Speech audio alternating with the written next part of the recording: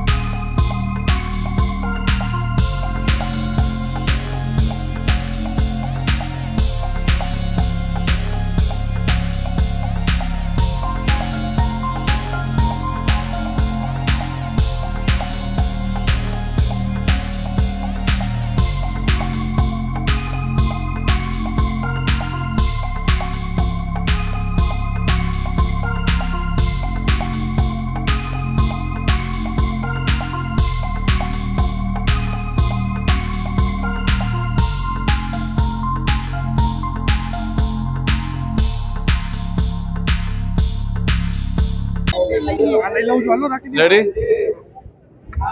સમગ્ર દેશ ગૌરવ લઈ શકે હિન્દુ સમ્રાટ મેવાડના રાજવી મહારાણા પ્રતાપસિંહની આજ 485મી જન્મ જયંતિ નિમિત્તે સમગ્ર દેશ આજે એને વંદન કરે છે। માત્ર રાજપૂત સમાજ નહીં પણ હિન્દુ સમાજ ગૌરવ લઈ શકે એવા મેવાડના રાજવીની આજે જ્યારે 485મી જન્મ જયંતિ હોય ત્યારે જામનગર રાજપૂત સમાજની अलग अलग संस्था द्वारा जबरदस्त आज रेली रूपे लाल बंगले महाराणा प्रताप स्टेच्यू है त्या फुलार करी अने नात जमणवार खूब मोटू आयोजन है। बेन श्री नैनाबा तरफथी जमणवारना दाता है अने समग्र समाज जेना माटे गौरव लई सके त्यारे एनु 485મી जन्म जयंती है त्यारे हूँ एने वंदन करूँ छूं। समाजनी एकता अखंडितता अने हिंदू समाजने जागृत माटे महाराणा प्रतापनुं योगदान छे आपणे कांई बी भूलवुं ना जोईए। एने वंदन साथे आजनी मारी वात।